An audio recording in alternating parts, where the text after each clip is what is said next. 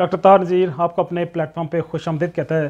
तो नाजरीन, आज हम सियासी अजारादारी के हवाले से एक बात करने की कोशिश करेंगे। मेरे स्टाफ और मेरे अदारे ने इस पर काफ़ी सारी इंफॉर्मेशन इकट्ठी की हैं, जिनको मैं एक तरतीब के साथ आपके सामने पेश करने की कोशिश करूँगा। हम इस सियासी अजारादारी को पॉलिटिकल डिक्टेटरशिप के नाम से भी याद करते हैं कि जिस तरह कुछ मखसूस अफराद, मखसूस शख्सियात या मखसूस ख़ानदान मुख्तलिफ़ मुल्कों और कौमों के अंदर एक डिक्टेटरशिप की शक्ल उन्होंने बनाई हुई है, और उन ख़ानदान से बाहर कोई और फ़र्द उस मखसूस सियासी जमात का कायद नहीं बन सकता, किसी मखसूस ओहदे पे फाइज नहीं हो सकता। तो ये सियासी डिक्टेटरशिप है, और हमारा मकसूद उन ख़ानदान या उन सियासी जमातों या उन कौमों और मुल्कों के निज़ाम के अंदर कोई अनरेस्ट पैदा करना मकसूद नहीं है। हम सिर्फ इल्मी एतबार से गैर मुतसबाना गुफ्तगू कर देते हैं, उसके बाद फ़ैसला अपने क़ारीन और सामीन पे छोड़ देते हैं।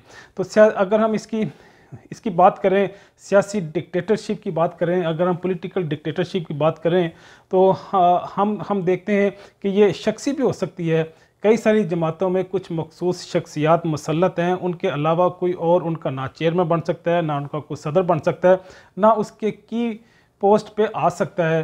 तो इसी तरह हम देखते हैं कि कुछ मखसूस ख़ानदान भी हैं, उन ख़ानदान से बाहर उनकी जमात के अंदर लीडरशिप नहीं आ सकती। जिस तरह हम इंडिया में देखते हैं कि इंदिरा गांधी का जो ख़ानदान है, राजीव गांधी थे, फिर उनके बाद उनकी जो बहू है, फिर उनके जो बड़े सियासी थे, मतलब एक मखसूस गांधी ख़ानदान में ही उनकी कांग्रेस के अंदर, जमात के अंदर एक लीडरशिप आएगी।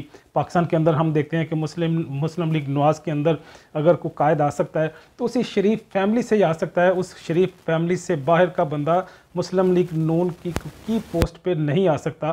तो ये भी सियासी ख़ानदानी अजारादारी की एक बहुत बड़ी मिसाल है। तो सियासी अजारादारी को हम एक पॉलिटिकल डिक्टेटरशिप का नाम भी देते हैं, हम इसको सोशल डिसऑर्डर का नाम भी देते हैं, हम इसको इलीगल ऑक्यूपेशन या मोनोपोली भी के नाम से भी याद करते हैं। तो बहरहाल ये किसी भी शक्ल में हो कि किसी भी नौयत की हो, सियासी अजारादारी से देखा ही गया है।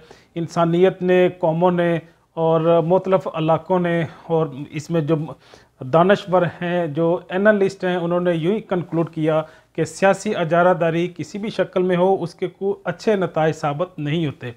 तो जब भी हम किसी उन्वान पे, किसी मौजू पे बात करते हैं, तो हमारी हरगिज़ ये कोशिश या ख्वाहिश नहीं होती कि हम किसी ख़ानदान, किसी फ़र्द या किसी सियासी जमात को मजरूह करें, उसका कोई नुकसान करें। हम इल्मी एतबार से गैर मुतसबाना गुफ्तगू कर देते हैं, बात कर देते हैं। हम उसके नताइज से बेपरवाह होकर फिर फ़ैसला क़ारीन पे, अपने सामीन पे छोड़ देते हैं कि वो हमारी बातों से कोई भी फ़ैसला, कोई भी नतीजा अख़ज़ कर लें।